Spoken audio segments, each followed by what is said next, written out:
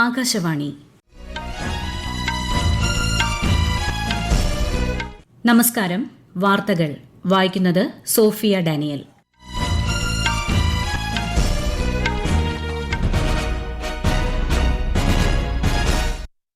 പ്രധാന വാർത്തകൾ. രാഷ്ട്രപതി ദ്രൌപദി മുർമു ഇന്ന് ഒഡീഷയിൽ റൂർക്കിലയിൽ പ്ലാനറ്റോറിയം ആൻഡ് സയൻസ് സെന്റർ ഉദ്ഘാടനം ചെയ്യും. 18ാമത് സിവിൽ സർവീസസ് ദിനത്തോടനുബന്ധിച്ച് ന്യൂഡൽഹിയിൽ നടക്കുന്ന പരിപാടി ഉപരാഷ്ട്രപതി CP രാധാകൃഷ്ണൻ ഇന്ന് അഭിസംബോധന ചെയ്യും. ഇന്ത്യ ദക്ഷിണ കൊറിയ സാമ്പത്തിക സഹകരണം വർദ്ധിപ്പിക്കുന്നതിന് പ്രധാനമന്ത്രി നരേന്ദ്രമോദിയും ദക്ഷിണ കൊറിയൻ പ്രസിഡന്റുമായി നടത്തിയ കൂടിക്കാഴ്ചയിൽ ധാരണ. തമിഴ്നാട്ടിലും പശ്ചിമബംഗാളിൽ 1ാം ഘട്ടത്തിലേക്കുമുള്ള നിയമസഭാ തെരഞ്ഞെടുപ്പിന്റെ പരസ്യപ്രചാരണം ഇന്ന് അവസാനിക്കും. ലെബനനും ഇസ്രായേലും തമ്മിലുള്ള 2ാം ഘട്ട സമാധാന ചർച്ച വ്യാഴാഴ്ച അമേരിക്കയിൽ നടക്കും. കേരളത്തിൽ വരും ദിവസങ്ങളിൽ കടുത്ത ചൂട് തുടരും. തെക്കൻ ജില്ലകളിൽ വെള്ളിയാഴ്ച വരെ നേരിയ മഴയ്ക്കും സാധ്യത. വാർത്തകൾ വിശദമായി. ഒരു ദിവസത്തെ സന്ദർശനത്തിനായി രാഷ്ട്രപതി ദ്രൌപദി മുർമു ഇന്ന് ഒഡീഷയിലെത്തും. റൂർക്കിലയിലെ പ്ലാനറ്റോറിയം ആൻഡ് സയൻസ് സെന്ററും നിർമ്മൽ മുണ്ട പരിവേഷ് പാതയും രാഷ്ട്രപതി ഉദ്ഘാടനം ചെയ്യും. Tribal museum and integrated command and control സെന്ററിന്റെ ഉദ്ഘാടനവും രാഷ്ട്രപതി നിർവഹിക്കും. ഇന്ന് 18ാമത് സിവിൽ സർവീസസ് ദിനം. ദിനാചരണത്തോടനുബന്ധിച്ച് ന്യൂഡൽഹിയിൽ നടക്കുന്ന പരിപാടി ഉപരാഷ്ട്രപതി CP രാധാകൃഷ്ണൻ അഭിസംബോധന ചെയ്യും. വികസിത ഭാരതം, പൌരകേന്ദ്രീകൃത ഭരണവും എല്ലാവർക്കും വികസനവും എന്നതാണ് ഈ വർഷത്തെ പ്രമേയം. കേന്ദ്രമന്ത്രിമാരായ JP നഡ്ഡ, ജിതേന്ദ്ര സിംഗ്, ജിതിൻ റാം മാഞ്ചി, ശിവരാജ് സിംഗ് ചൌഹാൻ എന്നിവരും ചടങ്ങിൽ പങ്കെടുക്കും. സാമ്പത്തിക സഹകരണം വർദ്ധിപ്പിക്കുന്നതിന് ഇന്ത്യയും ദക്ഷിണ കൊറിയയും ധാരണയായി. പ്രധാനമന്ത്രി നരേന്ദ്രമോദിയും ദക്ഷിണ കൊറിയൻ പ്രസിഡന്റ് ലീ ജെ മ്യൂങ്ങുമായി ന്യൂഡൽഹിയിൽ നടത്തിയ കൂടിക്കാഴ്ചയിലാണ് ഇത് സംബന്ധിച്ച തീരുമാനമായത്. ഇന്ത്യ ദക്ഷിണ കൊറിയ തന്ത്രപ്രധാന സഹകരണം ഇരു നേതാക്കളും അവലോകനം ചെയ്തതായി വിദേശകാര്യ മന്ത്രാലയ കിഴക്കൻ മേഖലാ സെക്രട്ടറി P. കുമാരൻ പറഞ്ഞു. സാങ്കേതിക, കായിക, സാംസ്കാരിക, സർഗാത്മക മേഖലകളിലെ സഹകരണം സംബന്ധിച്ച 4 ധാരണാപത്രങ്ങളിൽ ഇരു രാജ്യങ്ങളും ഒപ്പുവച്ചു. പരസ്പര താൽപര്യമുള്ള നിരവധി പ്രാദേശിക, ആഗോള വിഷയങ്ങളുടെ പുരോഗതി അവലോകനം ചെയ്തതായും അദ്ദേഹം വാർത്താസമ്മേളനത്തിൽ അറിയിച്ചു.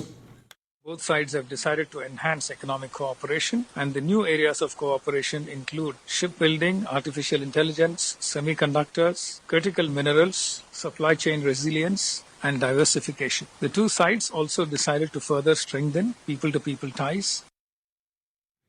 രാജ്യരക്ഷാമന്ത്രി രാജ്നാഥ് സിംഗിന്റെ 3 ദിവസത്തെ ജർമ്മൻ സന്ദർശനം ഇന്ന് ആരംഭിക്കും. ഇരു രാജ്യങ്ങളും തമ്മിലുള്ള പ്രതിരോധ സഹകരണം ശക്തിപ്പെടുത്തുന്നതിന് സന്ദർശനം സഹായിക്കും. ഈ മേഖലയിൽ നിലവിലെ പുരോഗതി വിലയിരുത്തുന്നതിനുള്ള അവസരം കൂടിയാണ് ഇത്. ജർമ്മൻ പ്രതിരോധ മന്ത്രിയുമായും ശ്രീ രാജ്നാഥ് സിംഗ് ഉഭയകക്ഷി ചർച്ച നടത്തും. വേനൽക്കാലം പ്രമാണിച്ച് രാജ്യവ്യാപകമായി പ്രത്യേക ട്രെയിൻ സർവീസ് അനുവദിച്ച് ഇന്ത്യൻ റെയിൽവേ. ഏപ്രിൽ 15 മുതൽ ജൂലൈ 15 വരെയുള്ള 3 മാസ കാലയളവിൽ 908 വേനൽക്കാല പ്രത്യേക ട്രെയിനുകൾ അനുവദിച്ചതായും 18,262 വേനൽക്കാല സർവീസുകൾ ഉറപ്പാക്കിയതായും റെയിൽവേ അറിയിച്ചു. പ്രധാനമന്ത്രി നരേന്ദ്രമോദി ആകാശവാണിയിലൂടെ ജനങ്ങളുമായി ആശയങ്ങൾ പങ്കുവയ്ക്കുന്ന പ്രതിമാസ റേഡിയോ പ്രഭാഷണ പരിപാടി മൻ കി ബാത്ത് ഈ മാസം 26-ന് രാവിലെ 11 മണിക്ക്. പരിപാടിയുടെ 133ാം പതിപ്പാണിത്. ആകാശവാണിയിലും ദൂരദർശനിലും പരിപാടി തത്സമയം ലഭ്യമാകും. മൻ കി ബാത്തിലേക്ക് ഈ മാസം 24 വരെ അഭിപ്രായങ്ങൾ പങ്കുവയ്ക്കാം. ഈ വാർത്തകൾ ആകാശവാണിയിൽ നിന്ന്.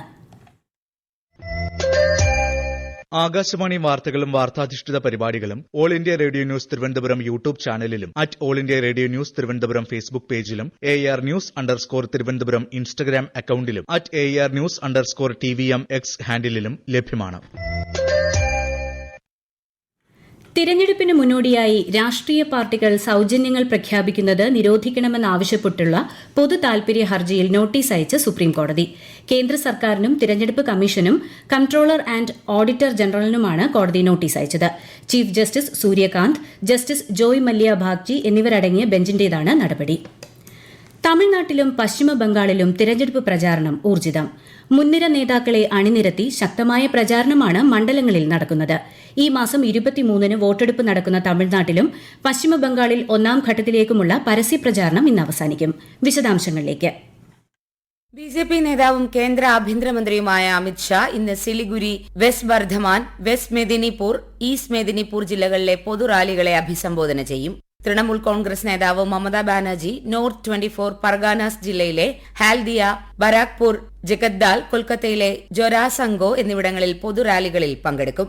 കോൺഗ്രസ് ദേശീയ അധ്യക്ഷൻ മല്ലികാർജ്ജുൻ ഖർഗെയും വിവിധ മണ്ഡലങ്ങളിൽ ഇന്നലെ പ്രചാരണ പരിപാടികളിൽ പങ്കെടുത്തു. പശ്ചിമബംഗാളിൽ രണ്ടാംഘട്ട തിരഞ്ഞെടുപ്പ് ഈ മാസം 29-നാണ്. കേരളം, അസം, തമിഴ്നാട്, പശ്ചിമബംഗാൾ, പുതുച്ചേരി എന്നിവിടങ്ങളിൽ മെയ് 4-നാണ് വോട്ടെണ്ണൽ. News desk, Akashvani. പശ്ചിമബംഗാളിൽ സുതാര്യമായ വോട്ടെടുപ്പ് നടത്തുന്നതിനുള്ള എല്ലാ ശ്രമങ്ങളും നടത്തുമെന്ന് മുഖ്യ തെരഞ്ഞെടുപ്പ് കമ്മീഷണർ ഗ്യാനേഷ് കുമാർ. തിരഞ്ഞെടുപ്പ് നടത്തിപ്പ് ചുമതലയുള്ള ഉദ്യോഗസ്ഥരുമായി സംവദിക്കുകയായിരുന്നു അദ്ദേഹം. തിരഞ്ഞെടുപ്പ് അക്രമരഹിതമായിരിക്കുമെന്നും അദ്ദേഹം അറിയിച്ചു. കോഴിക്കോട് പേരാമ്പ്ര മണ്ഡലത്തിലെ JDT സ്കൂളിലെ സ്ട്രോങ് റൂം തുറന്നെന്ന വാർത്ത തെറ്റാണെന്ന് പേരാമ്പ്ര റിട്ടേണിംഗ് ഓഫീസർ. തിരഞ്ഞെടുപ്പുമായി ബന്ധപ്പെട്ട എൻകോർ സോഫ്റ്റ്വെയറിലെ വിവരങ്ങൾ അപ്ഡേറ്റ് ചെയ്യുന്നതിനായി പോളിംഗ് രേഖകൾ സൂക്ഷിച്ച് സീൽ ചെയ്യാത്ത മുറിയാണ് സ്ഥാനാർത്ഥികളുടെ ഏജന്റുമാരുടെ സാന്നിധ്യത്തിൽ തുറന്നതെന്നും റിട്ടേണിംഗ് ഓഫീസർ അറിയിച്ചു. സംഭവത്തിൽ കോഴിക്കോട് UDF സ്ഥാനാർത്ഥികൾ തെരഞ്ഞെടുപ്പ് കമ്മീഷന് പരാതി നൽകി. ലെബനനും ഇസ്രായേലും തമ്മിലുള്ള രണ്ടാംഘട്ട ചർച്ചകൾ വ്യാഴാഴ്ച അമേരിക്കയിൽ നടക്കുമെന്ന് US സ്റ്റേറ്റ് ഡിപ്പാർട്ട്മെന്റ് സ്ഥിരീകരിച്ചു. പ്രാദേശിക സംഘർഷങ്ങൾ തുടരുന്ന സാഹചര്യത്തിൽ ഇരു രാജ്യങ്ങളും നേരിട്ടുള്ള ചർച്ചകൾ തുടരുകയാണ്.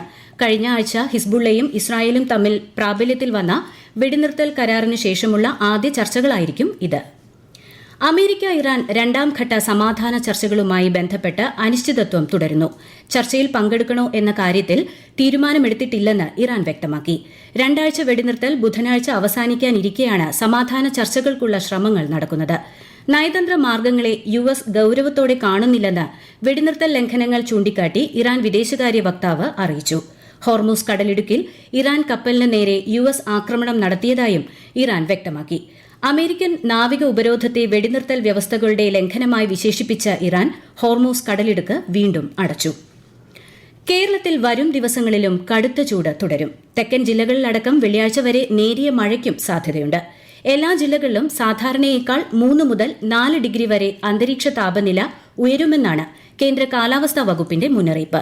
പാലക്കാട് ജില്ലയിൽ 40 ഡിഗ്രി വരെയും കൊല്ലം ജില്ലയിൽ 39 ഡിഗ്രി വരെയും താപനില ഉയരും. മലയോര ജില്ലകളിൽ മാത്രമായിരിക്കും താപനില താരതമ്യേന കുറഞ്ഞു നിൽക്കുക.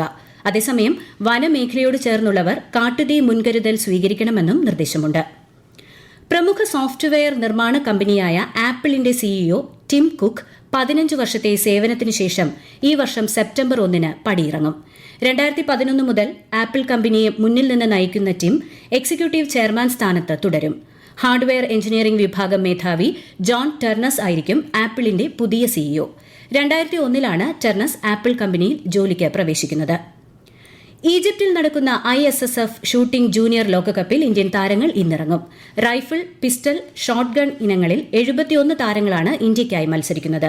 ഇന്നത്തെ 10 മീറ്റർ എയർ റൈഫിൾ വനിതാ വിഭാഗത്തിലും 10 മീറ്റർ എയർ പിസ്റ്റൾ പുരുഷ വിഭാഗത്തിലും ഇന്ത്യയ്ക്ക് മെഡൽ പ്രതീക്ഷയുണ്ട്. 25 രാജ്യങ്ങളിൽ നിന്നുള്ള 284 താരങ്ങൾ ലോകകപ്പിൽ മത്സരിക്കുന്നുണ്ട്.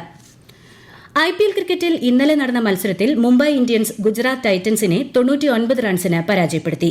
ആദ്യം ബാറ്റ് ചെയ്ത മുംബൈ 20 ഓവറിൽ 5 വിക്കറ്റ് നഷ്ടത്തിൽ 199 റൺസ് നേടി. തിലക് വർമ്മ 45 പന്തിൽ നേടിയ സെഞ്ചുറിയുടെ മികവിലാണ് മുംബൈയുടെ ജയം. മറുപടി ബാറ്റിംഗിനിറങ്ങിയ ഗുജറാത്ത് ടൈറ്റൻസ് 15.5 ഓവറിൽ 100 റൺസിന് ഓൾ ഔട്ടായി. തിലക് വർമ്മയാണ് കളിയിലെ താരം. ഇന്ന് ഹൈദരാബാദിൽ നടക്കുന്ന മത്സരത്തിൽ സൺറൈസേഴ്സ് ഹൈദരാബാദ് ഡൽഹി ക്യാപിറ്റൽസിനെ നേരിടും. മത്സരം വൈകുന്നേരം 7:30-ന് ആരംഭിക്കും. ISL ഫുട്ബോളിൽ ഇന്റർ കാശിക്കെതിരെ പഞ്ചാബ് FCക്ക് ഏകപക്ഷീയമായ 3 ഗോൾ ജയം. ജപ്പാനിൽ ഇന്നലെ 7.7 തീവ്രത രേഖപ്പെടുത്തിയ ഭൂചലനം അനുഭവപ്പെട്ടതിനാൽ 10 അടി ഉയരത്തിൽ തിരമാലകൾ ഉണ്ടാകുമെന്ന് പ്രതീക്ഷിക്കുന്ന തീരപ്രദേശങ്ങളിൽ നിന്ന് താമസക്കാർ മാറണമെന്ന് മുന്നറിയിപ്പ് നൽകി. ജപ്പാനിലെ സാൻറിക്കോവിന്റെ വടക്ക് കിഴക്കൻ തീരത്ത് വൈകുന്നേരം 4:53-നാണ് ഭൂചലനം ഉണ്ടായത്. പ്രധാന വാർത്തകൾ വീണ്ടും. രാഷ്ട്രപതി ദ്രൌപതി മുർമു ഇന്ന് ഒഡീഷയിൽ റൂർക്കിലയിൽ പ്ലാനറ്റോറിയം ആൻഡ് സയൻസ് സെന്റർ ഉദ്ഘാടനം ചെയ്യും. 18ാമത് സിവിൽ സർവീസസ് ദിനത്തോടനുബന്ധിച്ച് ന്യൂഡൽഹിയിൽ നടക്കുന്ന പരിപാടി ഉപരാഷ്ട്രപതി CP രാധാകൃഷ്ണൻ ഇന്ന് അഭിസംബോധന ചെയ്യും. ഇന്ത്യ ദക്ഷിണ കൊറിയ സാമ്പത്തിക സഹകരണം വർദ്ധിപ്പിക്കുന്നതിന് പ്രധാനമന്ത്രി നരേന്ദ്രമോദിയും ദക്ഷിണ കൊറിയൻ പ്രസിഡന്റുമായി നടത്തിയ കൂടിക്കാഴ്ചയിൽ ധാരണ. തമിഴ്നാട്ടിലും പശ്ചിമബംഗാളിൽ 1ാം ഘട്ടത്തിലേക്കുമുള്ള നിയമസഭാ തെരഞ്ഞെടുപ്പിന്റെ പരസ്യ പ്രചാരണം ഇന്ന് അവസാനിക്കും. ലെബനനും ഇസ്രായേലും തമ്മിലുള്ള 2ാം ഘട്ട സമാധാന ചർച്ച വ്യാഴാഴ്ച അമേരിക്കയിൽ നടക്കും. കേരളത്തിൽ വരും ദിവസങ്ങളിൽ കടുത്ത ചൂട് തുടരും. തെക്കൻ ജില്ലകളിൽ വെള്ളിയാഴ്ച വരെ നേരിയ മഴയ്ക്കും സാധ്യത. വാർത്തകൾ കഴിഞ്ഞു. തിരുവനന്തപുരം നിലയത്തിൽ നിന്നുള്ള അടുത്ത വാർത്താ പ്രക്ഷേപണം 11 മണിക്ക്.